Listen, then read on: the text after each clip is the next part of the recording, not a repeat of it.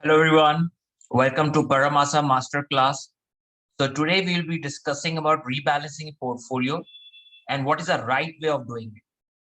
So we will be discussing about rebalancing portfolio. So first we need to understand what exactly we are talking about. So rebalancing, basically what exactly is a rebalancing? Rebalancing basically means adjusting the assets in your portfolio which you can buy or sell depending on what your desired level of risk or asset allocation. Okay. Mostly it's the asset allocation part because based on your risk profiling only we decide the asset allocation, right?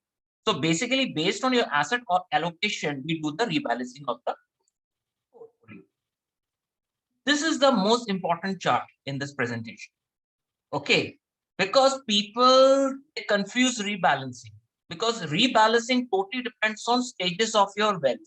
We are basically have two stages in life, wealth accumulation stage and the wealth preservation stage. Okay. So as the time grows, the wealth grows, right?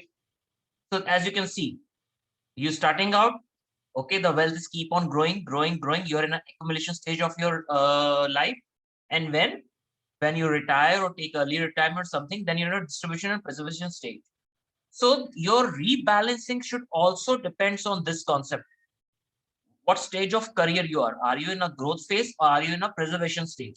So rebalancing technique should be based on this concept, growth and preservation, right?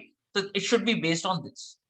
Now, this is a basic structure of what the rebalancing is all about. I'm making it very basic. This is a threshold which people talk about. Okay. In a financial term, we call it corridors, 5%, 10%.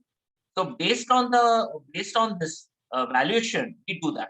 So for example, if the bonds are below the strategic allocation line, right, we buy bonds to rebalance it.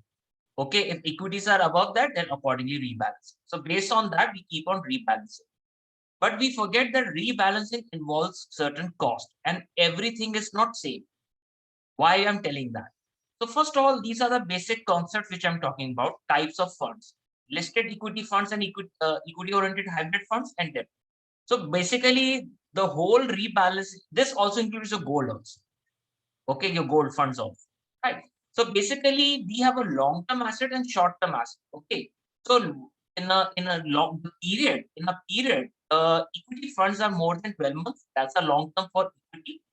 For a debt funds, bonds, gold, the long-term asset is more than 36 months. Okay. Short term, less than 12 months, less than 36 months. So that's a further regarding the time frame.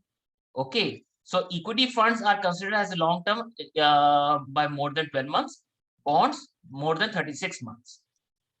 Now, this is another important part, taxation. Okay. So the in an equity funds, if you sell less than 12 months, 15% tax liability flat. Bonds, okay, you will be taxed as per your income is investor income slab. If you are 30%, then whatever the gains you have earned by selling bond funds, you'll be taxed as per the income tax slab. Same way, LTCG, long term equity, 10% of amount flat, and 1 lakh, and the 1 lakh rupees, the first 1 lakh is there is no tax. Okay, the first 1 lakh, there is no tax. Okay, after that, the 10% is a flat. Okay, in a bond, it is 20% with indexation benefit. Right, it is 20% with indexation benefit. So after 3 years, you'll be taxed 20% with the index. Indexation is basically you can find out on Google also. It is a calculation of the inflation, which is get deducted from the capital gains, and after that the 20% is deducted. So why I'm saying these things are important, the time frame and taxation. Why I'm focusing on these two things? Because the reason is when we do rebalancing, we pay taxes. So, for example, the funds, this fund also includes your international funds also. This also includes your international funds, your S&P 500 fund. They're all taxed as debt funds. All your fund of funds are taxed as debt funds. Okay, so international is also taxed as per the bonds. So when we do rebalancing like this, it invites a lot of taxation. When we do asset-wise rebalance, for example, domestic was 40, stocks go up, domestic 50, foreign. So we keep on doing rebalancing on an annual basis. Okay, and accordingly we have to pay taxes. Now, why I'm focusing on the tax part? Because when you are in a growth accumulation stage, this stage of your life, you're contributing the money every month, right? You're contributing the money every month. So each SIP which you put into your investments, the 1 year LTCG or short-term LTCG starts with that SIP. So for example, for January, then after 1 year, the next January, it will complete its 1 year. Same with Feb and so on, so on. With bonds also, with gold funds also. So every SIP you put, for every SIP, the LTCG period, the short-term period and everything starts. Right. So it's very expensive for the people in a wealth accumulation stage of life, to do rebalancing, asset-wise rebalance. It's very costly for them. Right. So basically, so that's the reason I say that this is very important thing, that if we keep on doing rebalancing asset-wise, it will involve lot of taxes and expense ratio. Okay. Basically, rebalancing triggers happen when it's a calendar rebalancing and the threshold rebalancing. Normally, this is not a right approach as per me. Threshold rebalancing is always a right approach because markets are non-linear instrument. So whenever it reaches the threshold, then only we should do the rebalancing. Okay, we can set our own trigger 5%, 7%, depending on our what your financial advisor or what you have to decide. Now, this is the most important chart.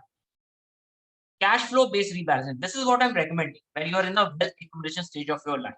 Cash flow based rebalancing, basically, rather than doing the asset wise rebalancing, let your cash flow takes care of that.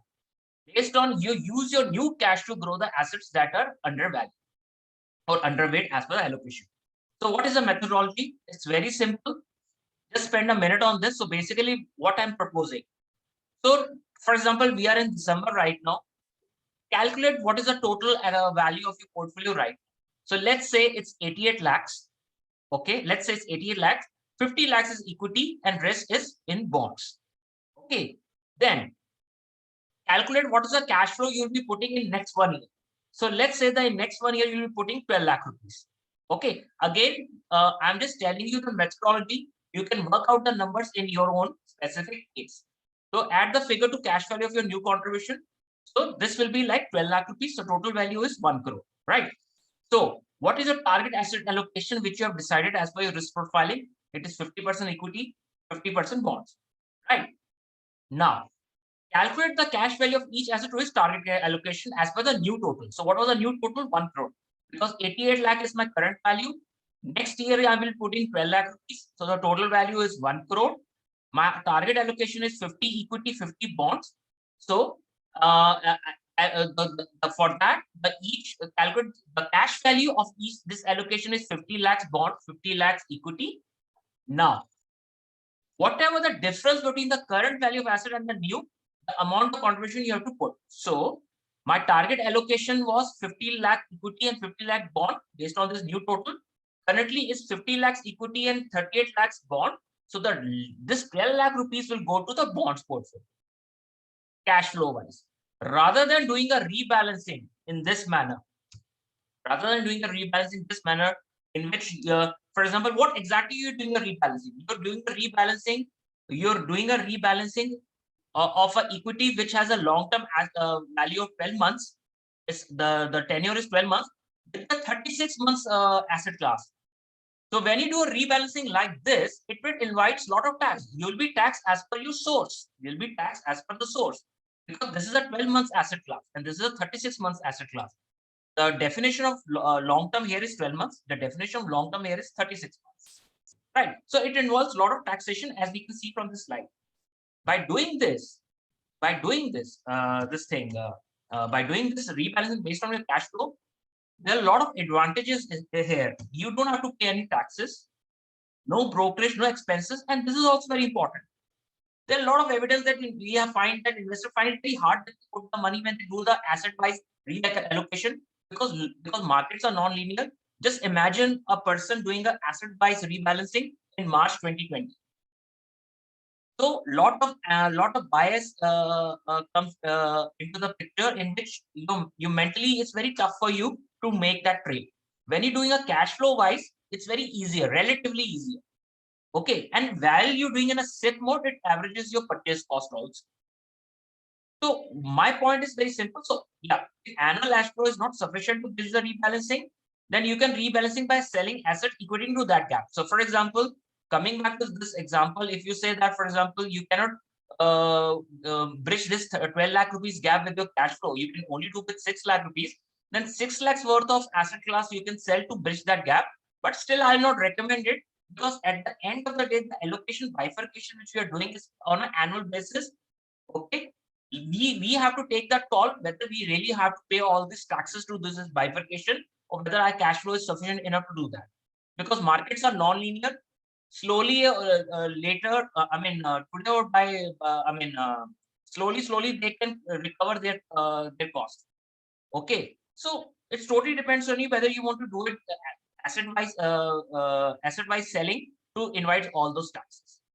So this is my take, that cash flow rebalancing, according to me, when you are especially when you are in wealth accumulation stage of life, the asset-based reallocation is basically a wealth preservation concept where no new money is coming, where your new money is coming, right? So asset-wise reallocation, to conclude my point, asset-wise reallocation makes sense in the wealth preservation stage of your life. Till the time you're growing your assets, your cash flows are sufficient to meet that gap, please do a cash flow based rebalancing rather than doing an asset based rebalance. That's my take on this. Thank you and happy investing.